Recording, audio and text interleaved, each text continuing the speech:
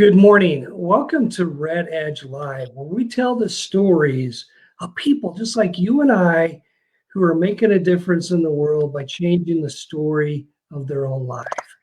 Today we're gonna talk about a business owner, a photographer, a real estate investor turned federal prisoner.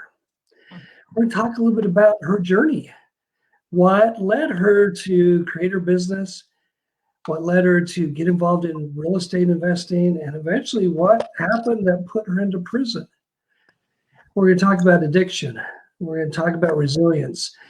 And we're going to talk about forgiveness. And we're going to talk about love.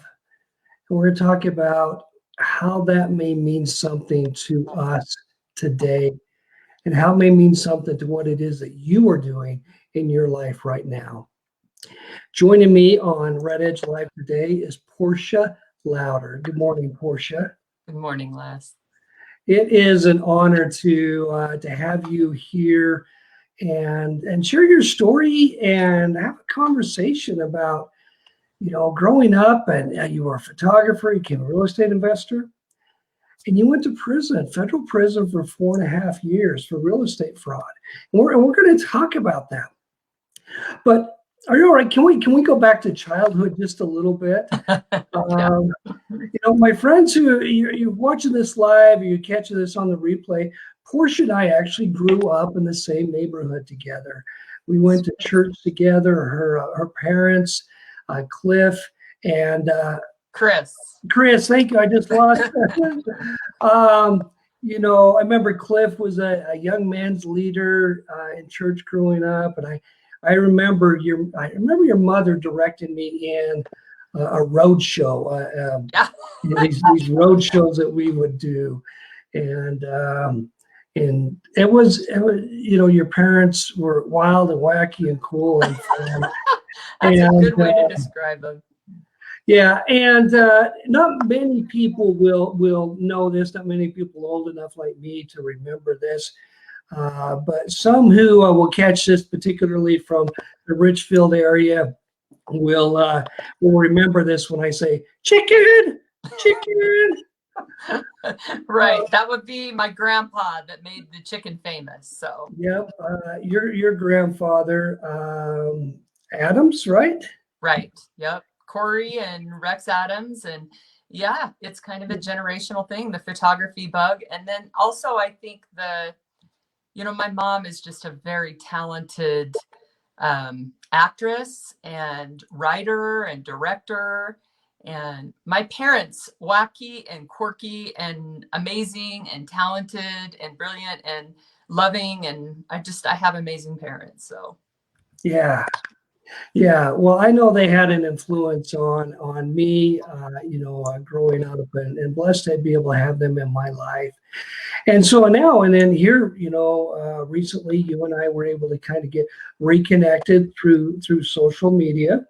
okay. And so you grew up, you got married, you have children, and you continue on this journey. You have a skill for photography.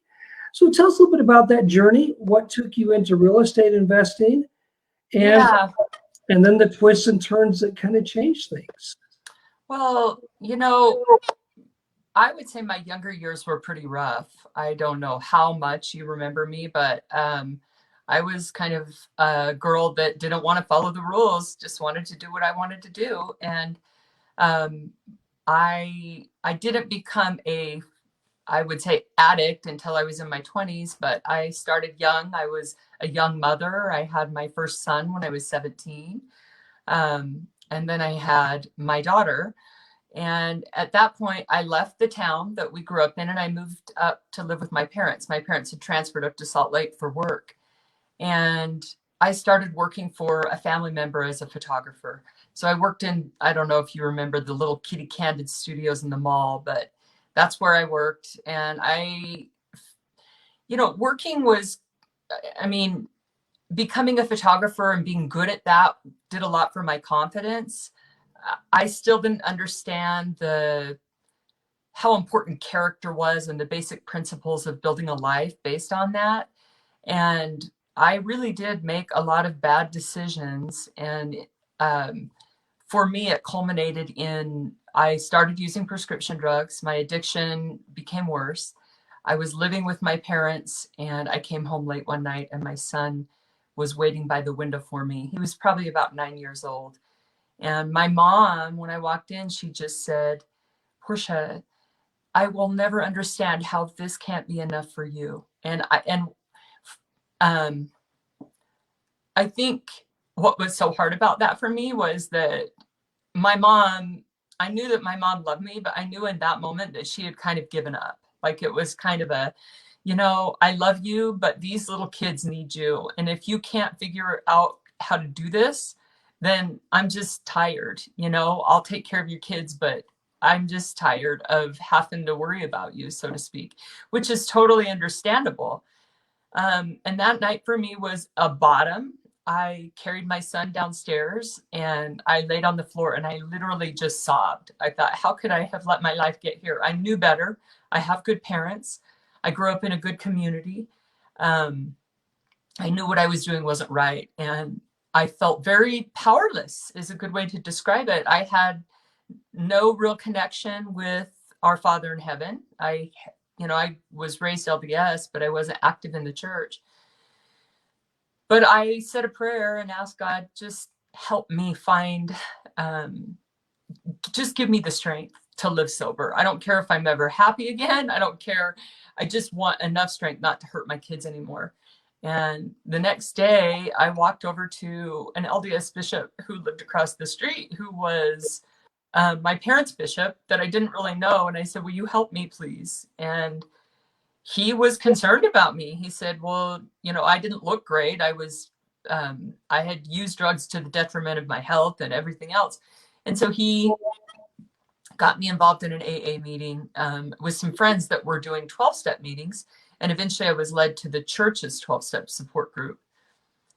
And I guess I would want to say to anybody out there that it was the hardest and most amazing journey. That it took me about a year. There were times that I felt very hopeless and discouraged, but I kept going to meetings and I listened to what other people had to say. The bishop said, if you just go to church and you read your scriptures, and I thought, oh, I do not feel comfortable in church and my scriptures aren't making a lot of sense. But I started to do those things and my life completely changed. Within a year, I remember exactly how I felt because I was driving and I had the windows rolled down and I remember feeling so much peace and hope. And I thought, if there's anyone out there that I could ever put my arms around and show them how good life can get when you get sober, I want to do that. I want them to know that there's a way out. I met my husband, Chad, who is kind of an amazing person. He raised the 2 children that I had as his own. And then we got married in the temple, and we're on that journey. I started to build my own photography business, and Chad was working for a company, and things were good for us. I remember feeling quite grateful for the life that I had because of where I had been. So the only thing that I can say is that maybe life got too good too fast because I started building a photography business and it was doing really well. I went from, I think, 30 weddings to 100 to 200. Like it was just boom, boom, boom. And, it runs in my genes. So I had family support, but I also am a fairly driven person. And so I went out and made connections with other reception centers and any individuals that were in that business. And I just, I think I'm a pretty good photographer, but also I'm a people person, and it just became my passion. After we had our first son together, Chad and I, we have these kind of middle kids that are in their starting teen years. And the business had grown to the point that I decided we needed to build a new home and put a studio in the basement. And as soon as I had our first son, Jackson, my back went out and I had back surgery. And I relapsed on prescription drugs. So, I had been clean probably 4 or 5 years, and that was a real hit. I started going back to meetings and doing what I could. And then I found out and I got sober, but I found out I was pregnant again, which was unexpected. And my business. I just remember that time being overwhelming for me as I would, we moved to a new home. We had 2 little kids, middle kids, little kids. I hired a nanny. I built a studio outside the home because the business was growing. I had employees, and my husband was helpful, but it was just so much. And the real estate market was going crazy. And a lot of our neighbors were building spec homes. And I was, rather than scaling back and seeing my life as finding some balance and making some conscious choices about how I wanted to grow my business and use my time, I thought, oh, I'll just build houses and then I'll be able to make enough money to pay off our house, and I won't have to work as a photographer so much. And it was a chaotic goal. But, I had read a lot of the Think and Grow Rich. And I mean, in my mind, it was like, I'm going to do this. I'm going to make money. I'm going to do what I did with my photography business. I've climbed out of some tough spots. I know how to make it happen. And things were going very chaotic, but okay. And then can we pause right there for just a second? And let's just take a look at this journey for just a minute. And my friends that are listening to this, look at your journey for just a second, and where are you at in your journey? We all have challenges of some kind in life, right? Growing up, we're going to have some challenges. We may have challenges that become addiction type challenges. We may have challenges that just create stress in our life. We may have family situations. We may have faith crisis or faith situations. And we all have those challenges, and we learn to kind of navigate them and still try to live life through them. And we go on and we start building a business, we start building life, and life just keeps happening. And it gets busy. Portia, you talked about having young children, and your business is growing, and there's more demands. And you say, okay, but I can do this, and I can do this, and I can do this, and I can do this. It is chaotic, but sometimes we thrive a little bit on that chaotic, especially a lot of entrepreneurs, a lot of business owners. We like the hustle. We like the pressure. We like the risk. Yeah. I know they can say hindsight is 20/20, which I know has a whole new perspective right now. But just on that part right now, if you look back on that part and growing of your business and the children, do you look back at that and see only regret? Do you look back at that and see a lot of happiness or success or joy? Or how do you look at that time period right there? I have tried to have compassion for myself. I think it helps as I've listened to other people's stories and learned to have compassion for others, to kind of gain some compassion for myself. I see myself as not really knowing who I was, honestly. I did not have a solid foundation in who I was. And I think because of that, I was so pulled in so many different directions. And I mean, it was a joyful time because our little kids and our kids were growing, and there were lots of things about that time that I liked. But I don't know. It feels sometimes like 3 lifetimes ago. I mean, we've had so many lifetimes in this, just one thing that we've been through could be considered a lifetime. And it was shortly after that time, that I got into real estate. My addiction was kind of going full swing, and I started down the road of doing real estate deals that ended up putting me in prison and moving into a much larger, more expensive home and buying $1 million homes. And that time to me is not, I don't remember that time with fondness. So, yeah. Okay. All right. Well, thank you for letting me just take a little teeny, break, and we look at just that right there, because I think we can all look back on a time period like that where there's some challenges or there's some excitement, and we look back and say, oh wow, that was not good, or wow, there was some good, not so good. Yeah. And my friends, as you're watching this and as you continue to listen as Portia shares her incredible journey, because it is an incredible journey. It is an incredible journey.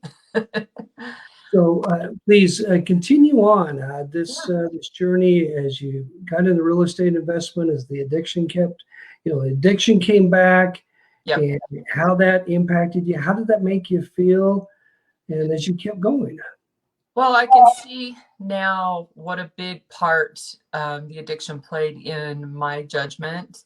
Some of the things you talked about, Les, like that rush from the hustle, the excitement, I had enough time to really think about that while I was in prison. And I came to a place where I realized that that I was as addicted to that, closing deals and making things happen and proving my success in life. And those things are a big part of even a lot of people that are in prison for drug dealing or anything else. It's the money and the rush and the quick, fast money and the deal that they're as addicted to as drugs. And so I had the time to think about that. But I will tell you that, as the first time, I started out flipping lots, and I pretty much treated real estate like I did photography, which is talk to everyone in the industry, learn what I could from people. It was a unique time, so there was a lot of kind of weird things going on. But I remember clearly the first time I met with somebody that introduced me to this equity deal, which is buy a $1 million home, get a loan on it for more than it's worth, really, and then pull that cash and invest it in a different venture. And I remember not only feeling, but telling my husband, that is crazy to do that. Like, you're going into debt. What happens if you can't make the payment? It doesn't make any sense. It just felt wrong. And so the first deal that I was introduced to, I was like, And then the same people came back with a new deal that was more appealing. And it just was I think 2 or 3 deals down the road, a couple of other investors that are involved that I thought had credibility, and I'm in.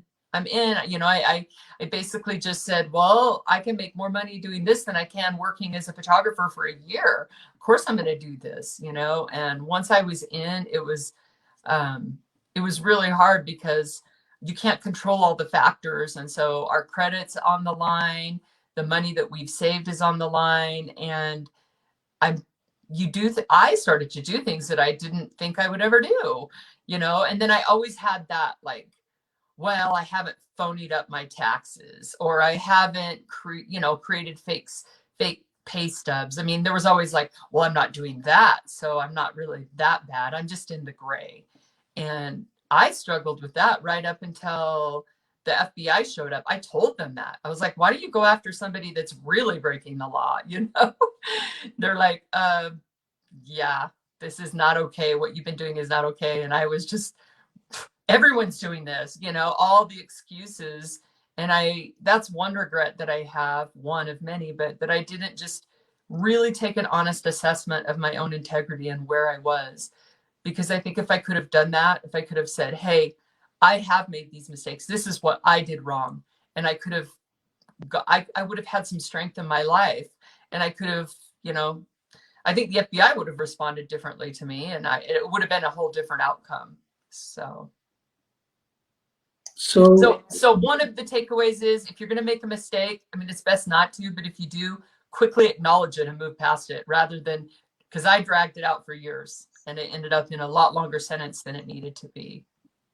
So it's this chasing of riches, of success, of the hustle, of the, of closing the deal.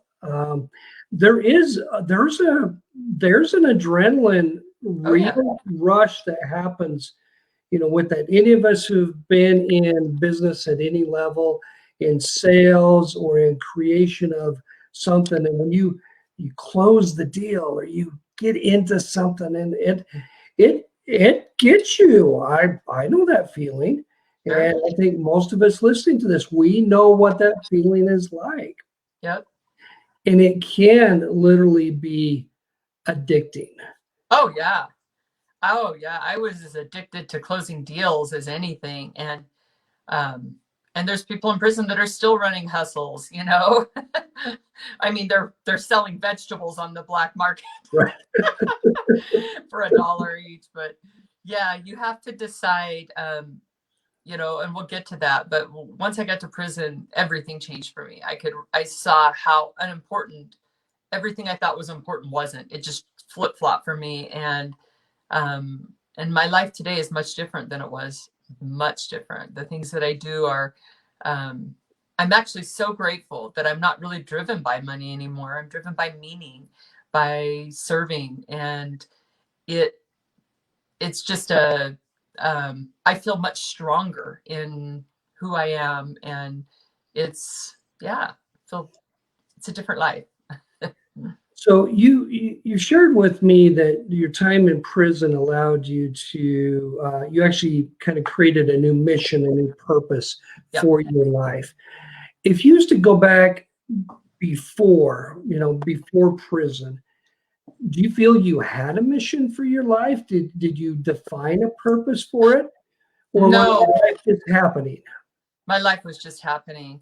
I did, when I started my photography business, you know, I was in that early stage of sobriety, and I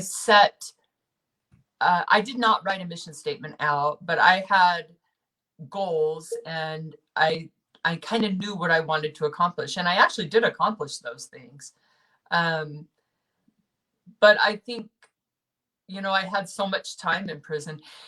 I look at my prison time as basically two separate parts. There was the first half, which was filled with pain and trying to figure out how to take ownership of my life, how to rewrite my story, how to find the power of not being a victim and moving forward.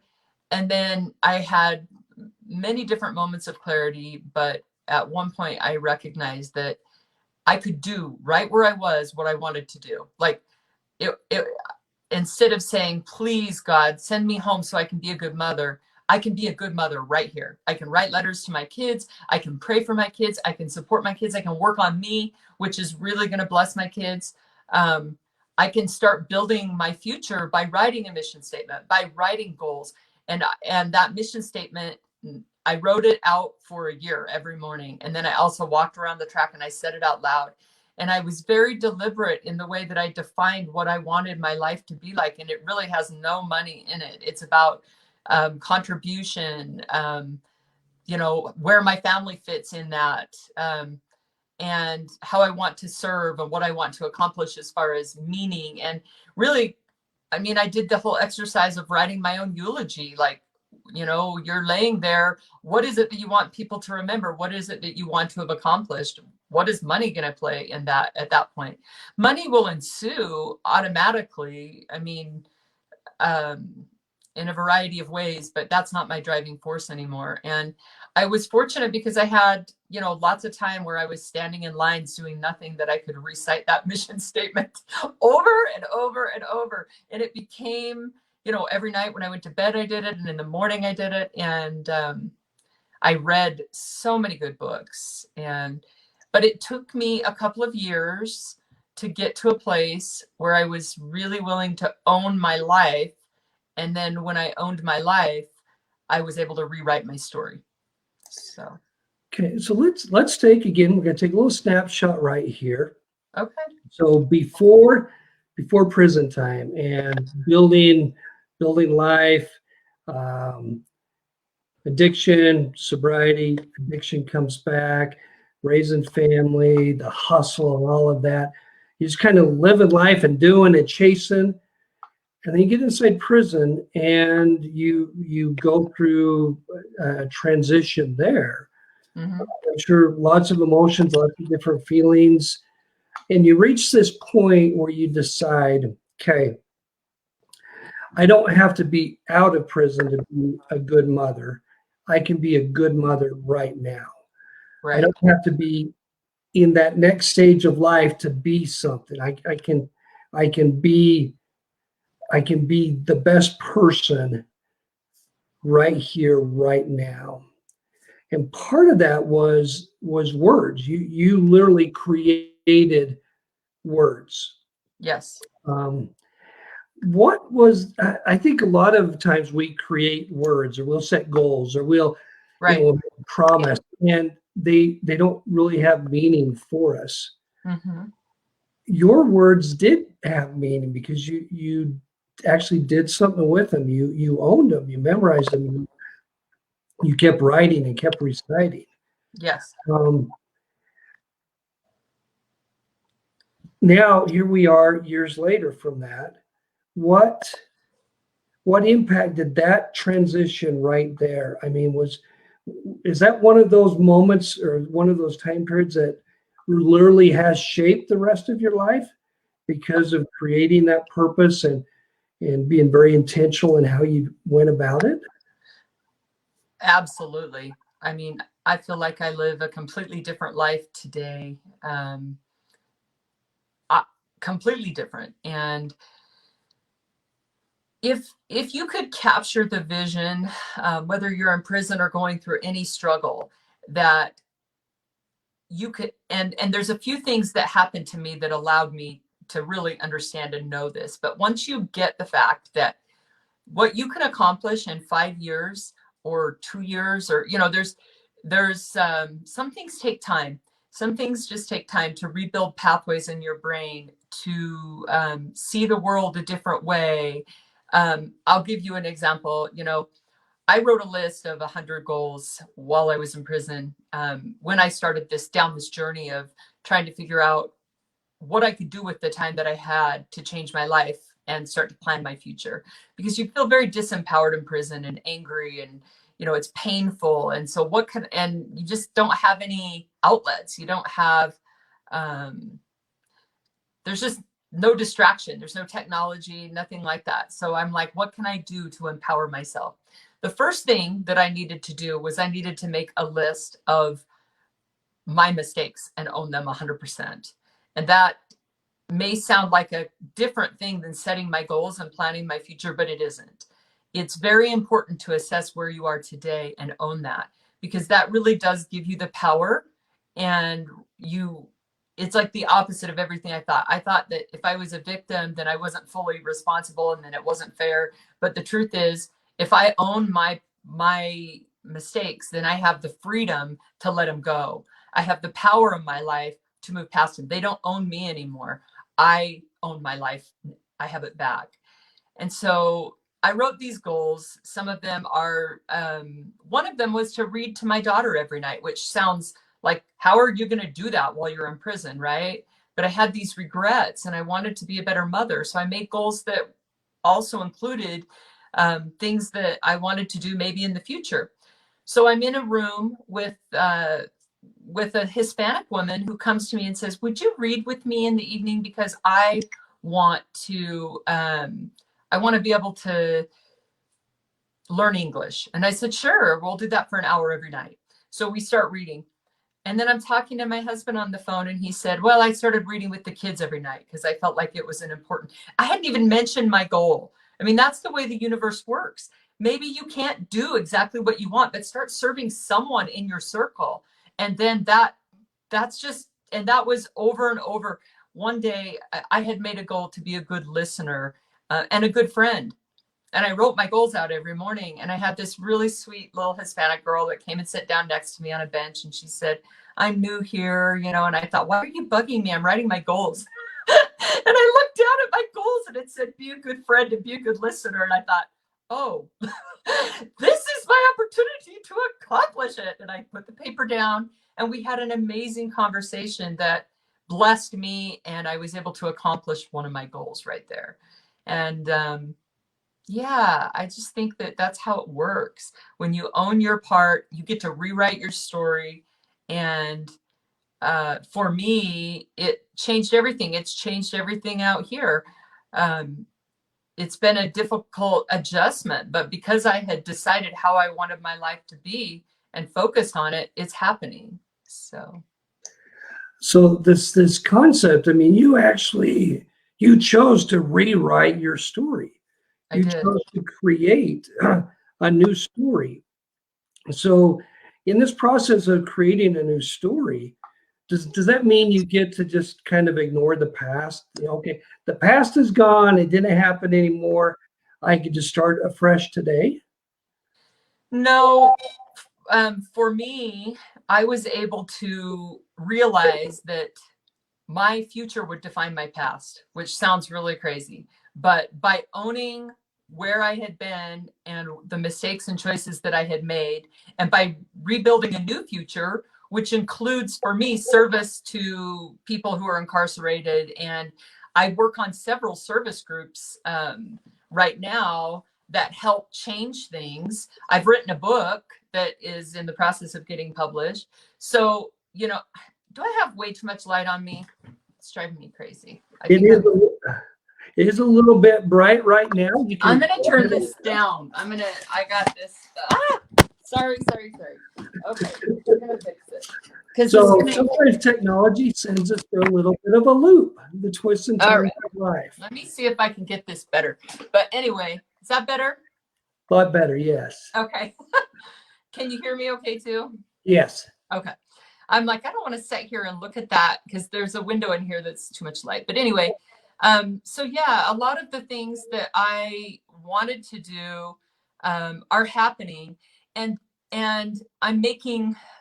So, for example, I recently had somebody ask me if I would do a Zoom with a whole bunch of teachers that go into prisons and share some of my experiences. Well, that makes what I went through meaningful. That makes the hard stuff meaningful. My mistakes even were meaningful. And I kind of caught the vision of that as I was writing my mission statement, which is, and I shared this with women in prison all the time. Our ending is going to define our life. We have to keep going. It's not over. Our story is not over. We get to decide how it ends, and that is going to determine what the story really is. So. Right. So give us that mission statement one more time. I'd like people to grab onto this. Okay, so for me, my mission statement starts out with, I live a life of faith, integrity, and purpose, and make a positive difference in the lives of others. And that's the first line. I have, for me, each word is important. And each thing that I wrote has purpose and there's a reason for it. And I felt like I needed to, in my mission statement, I talk about the light is bad again. I got to get up away from it. It's killing me. Sorry, Les, but I'm glowing. I'm on fire. You're glowing, yes. But anyway, I do feel like the words matter. What we say matters, and what we say to ourselves matters. But sometimes it takes time to reconfigure that. So. And so that creating that mission statement using words very intentionally weren't just words, because those words translate. They empower your thoughts.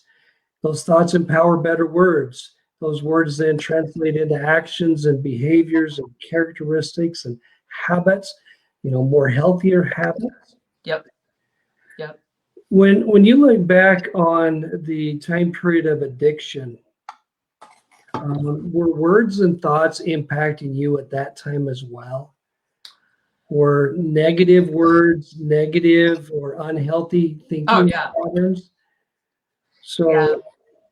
I stay very connected because I work at a treatment center, and I do that a few days a week. And again, that's an intentional choice on my part so that I can remember where I've been, and I can make a difference in the women's lives that I support there. And I give them hope. I'm several years clean now because I've been in prison and I've stayed clean. It scared me. It scared me to get out of prison. I knew I suffered so much being away from my family, the loss and the suffering. I get people that'll ask, do you ever crave drugs? And I say, no, I don't. I found out I was going to be a grandmother sitting in federal prison. I sat on the phone and listened to my husband comfort our daughter having her first child because she found out she had to have a C-section while I was in federal prison. I laid in my bunk for 3 days begging God to comfort my children while I was away. I watched my teenagers struggle because their mother was in prison and they were confused about life. You know, do I crave drugs? No, I don't like drugs. I don't take anything, nothing. I just don't like them. But I did a lot of work on that, and I stay engaged. I do support group meetings, 12-step meetings, and I know what my weaknesses are, not all of them, but a lot of them. And I try to stay humble. I try to stay honest. I do a daily inventory. I set goals, like I want to have a good marriage. So does it help me if I get frustrated with my husband? You know, I remember I have control over all of these things. And at the end of the day, if my goal is to have a good marriage, then why am I judging my husband? That won't bring about a good marriage, you know? And so I had a lot of time to kind of rethink my life and plan, like you say, a more intentional life. And words are very important. I use a lot less words these days than I used to because I'm more methodical about what I say. So The power of words, the power of words that we internalize are going to become true in our life. If I mean the words that we most consistently use. yeah. And that's the power of affirmations, of mission statements, of being more methodical, more calculated, more intentional in the words that we use. It's really incredible to see how words have made a difference. I've seen that myself, and I've shared the impact of words on my own life a lot, because I had ugly truths in my life for a long time, things that were not true, but I believed were true about myself because I internalized them. I spoke them. I lived them inside, and so I started to live them outside as well. The words we think, the words we speak truly matter. Now, Portia, you have shared one particular account from when you was in prison that I think is it's one of the most beautiful stories that I've ever heard. And that is as you got to know another group of women that were in prison, and how kind of crossing the hall, so to speak, and getting to know someone else kind of opened up some doors for connection and understanding. Could you share a little bit of that story with us? Sure. Yeah. So when I got, there's a few things that you should know, not that anyone's going to be going to prison, hopefully, but if you are, find a good job that, for me, working in a position that I found meaning. Everyone has a different idea of what that is. But for me, it was helping women get ready to go home and understand and know their worth. But and then there's also where you live, because your room is kind of your sanctuary, right? So when I got to Wasika, I had a really sweet lady, the Hispanic lady that asked me to help her read. She had so much peace in her room, had a window. She invited me to move in. I went to the counselor and asked him if I could be in that room. We're talking just a little cell, but still, it's important, the spirit and the feeling that's in there. So we were doing really well. And after a few months, a whole group of girls, 10 or 12 of them, asked the counselor to move them all in across the way. And that whole floor had been a floor where we all got up early. We had a good schedule. It was quiet at night. And that changed completely when these girls moved in. And I guess some of the women on the floor respected me. So they came to me and said, hey, will you please go talk to them and ask them to knock it off? And my experience has been those conversations never go very well in prison. Yeah. So I decided to start praying about it. And I told the women, hey, I will pray. They called me the church lady half the time anyway, because I did pray a lot. But as I prayed, things got worse. And I thought, well, why? I don't know.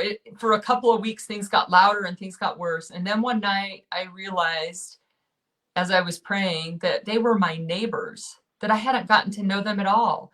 I hadn't spent any time trying to understand them.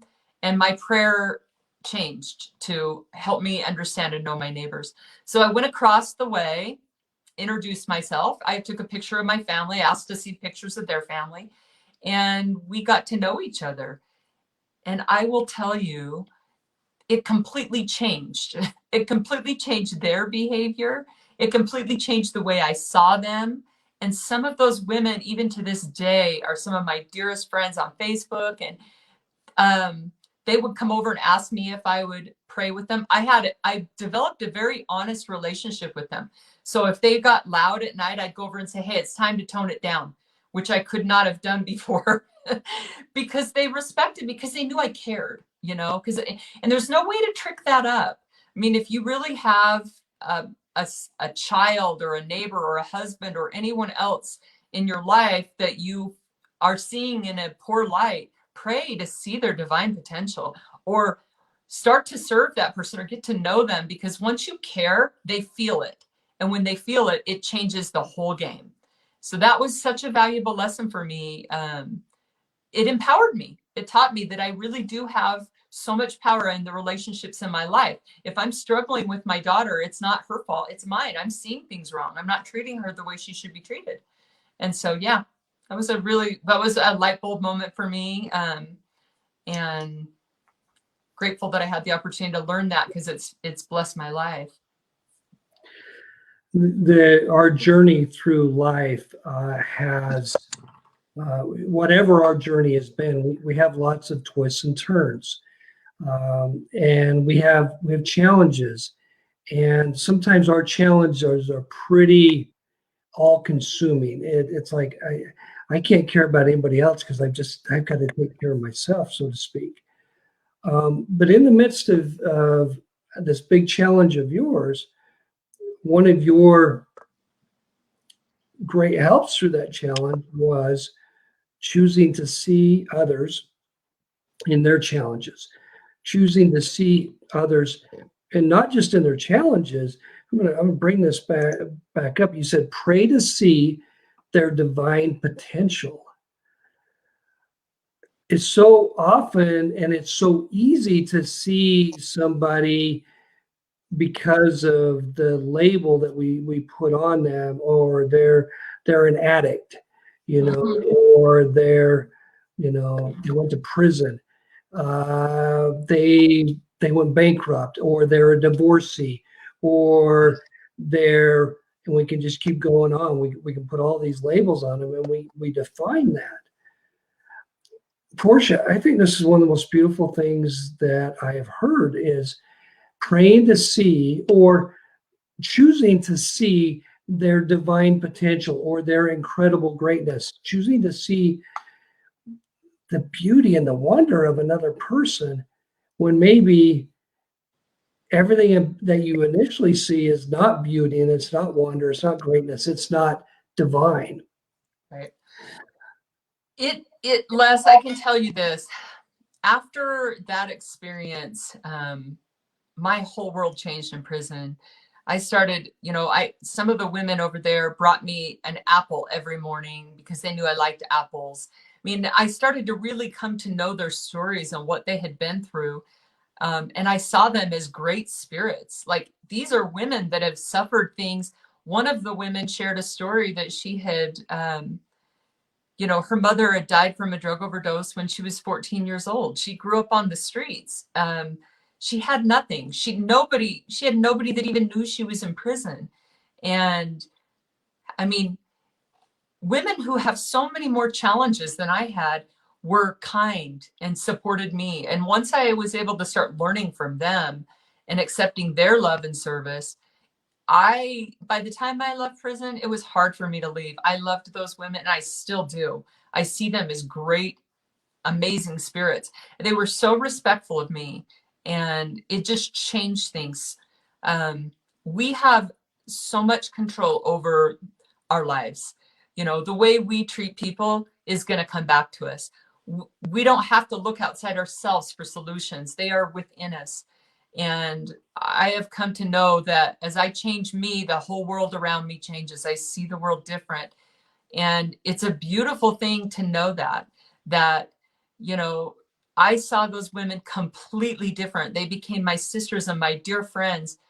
By the time I left prison, my heart was so drawn to them. It's interesting. I set this goal when I first got to prison. I write about it in this book that I just wrote. And I was really struggling. My first couple of weeks, I was so discouraged, and I thought, I'll never be able to do this. It's 7 years. I didn't know how much of that time I would serve, but I couldn't imagine making it a week, because I walked into this cement and cinder block world. Everything was khaki. There was no color. I felt hopeless and discouraged. And I literally sat in my cell for about 4 days, and I thought, I can't do it. When I finally ventured out, I went and sat at a table with a woman who watched TV all the time. Her name was Bubbles. And I would sit there and cry, and she'd go, "It's okay, girl. It's okay, baby. You just keep breathing, and eventually it'll get better." And I said, "I can't do it." And she said, "You can do it. You just keep breathing and it'll get better." And I thought, I got to do something. So I walked over to the track, which was more of a little dirt mound. And I walked around, and I started to pray out loud.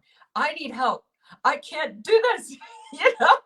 And then I started talking to myself, and I said, "Portia, you need to get it together. This is a big deal. You cannot sit and feel sorry for yourself. Your life is more important than this. You have children and a family that depend on you." And right in that moment, I remembered something that a therapist had said to me as I was preparing to come to prison. And he said, "You could spend 7 years in your addiction disconnected from your family, or you could go to prison. And if I don't think you'll be there for 7 years, but you could become an amazing person in prison. You can't do that when you're in your addiction." And I thought, that's it. I'm going to become an amazing person, And so I went back and I wrote my list of how I was going to become an amazing person.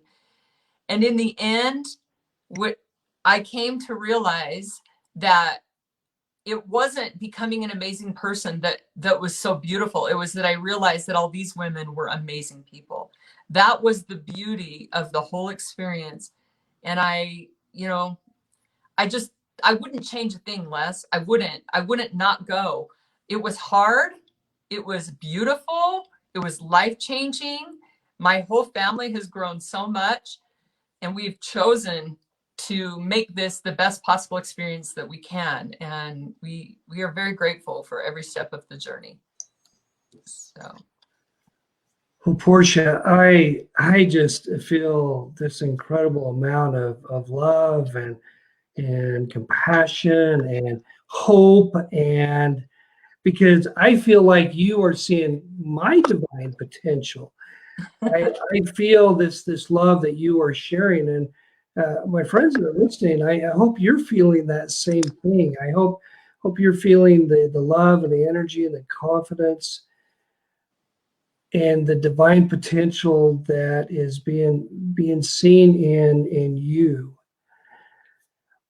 Portia, as you continue going forward and you're seeing your future and you're creating this beautiful story of love and greatness, of healing,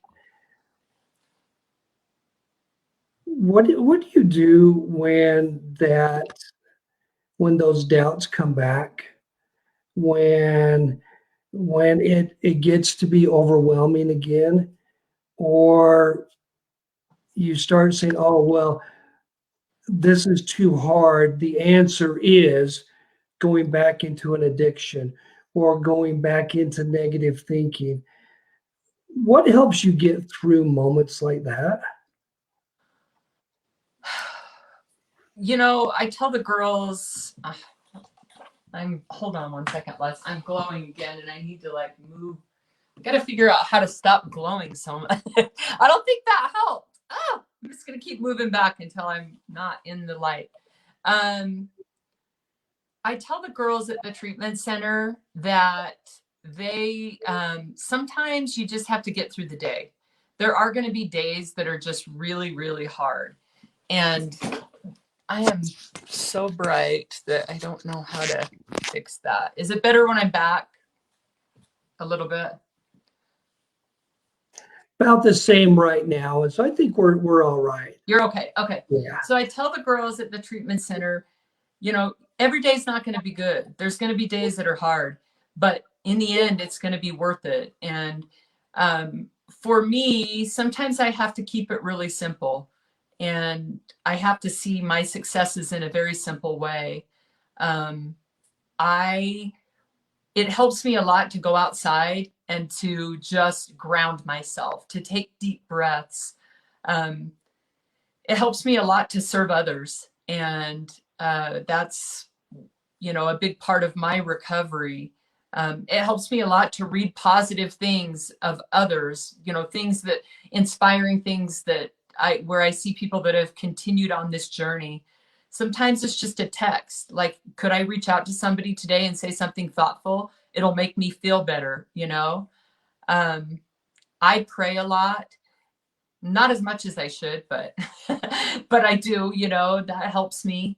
And I just won't ever give up. I have so much faith in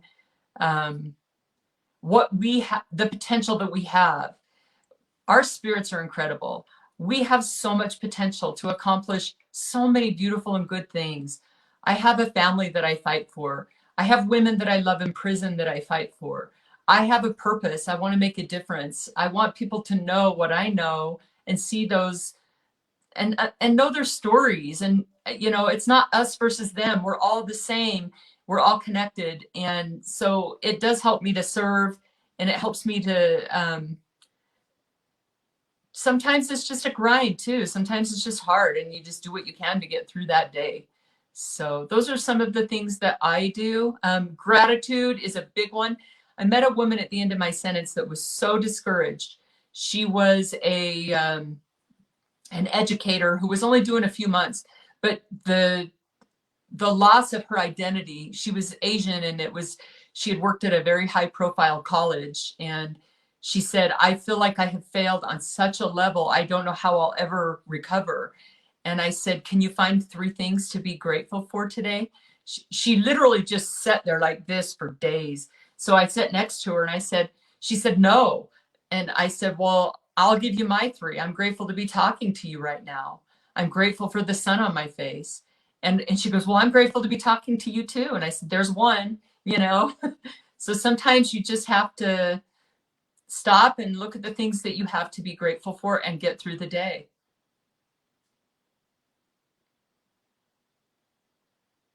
Can you hear me?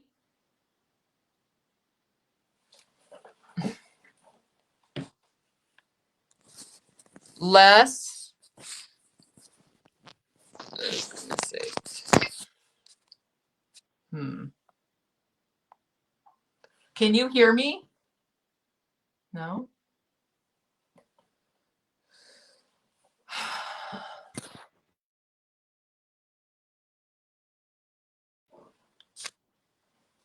Hey, I can't hear you, Les.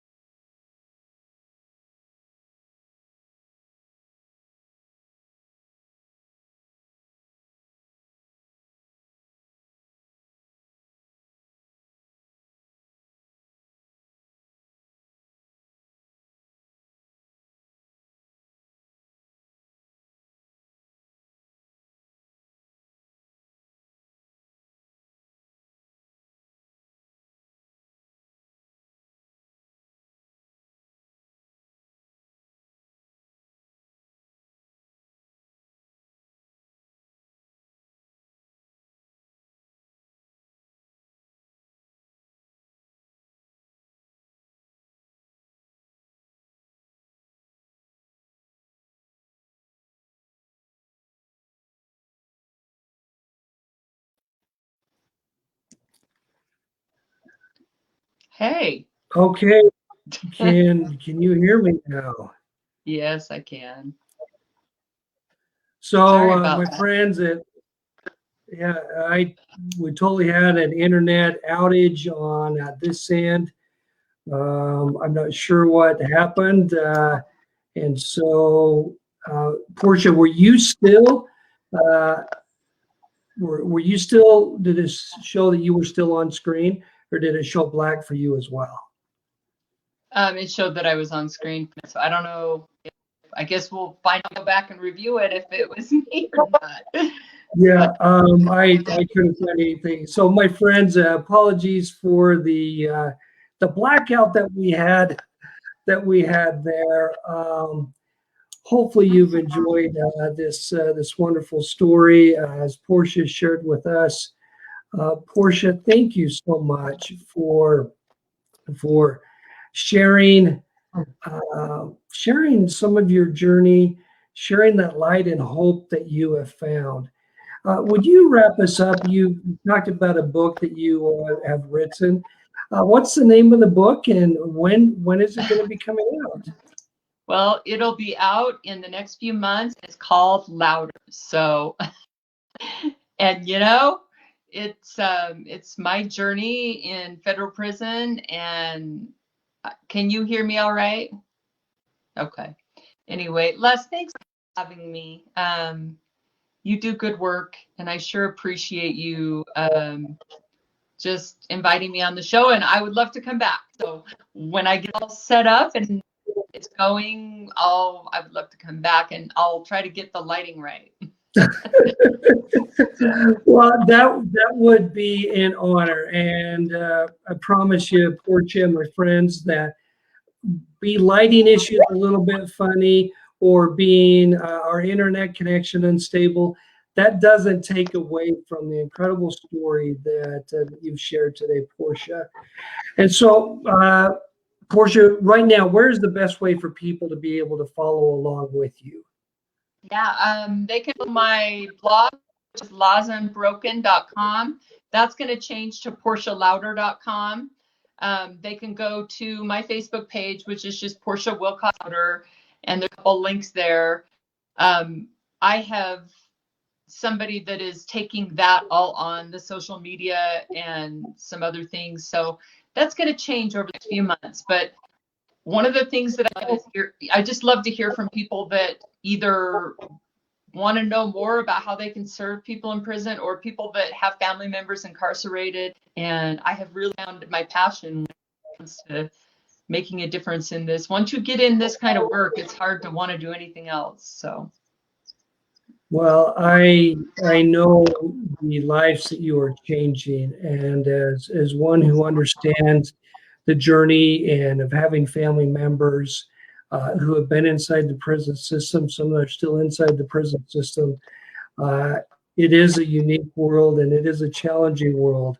And the gift of love and compassion and service to them and to their families is so crucially important. Thank you for sharing your beautiful story, Portia. My friends, as we wrap up today, I will leave you as I leave you every time. And as you hear my words, also hear the meaning behind them as Portia's just shared with you.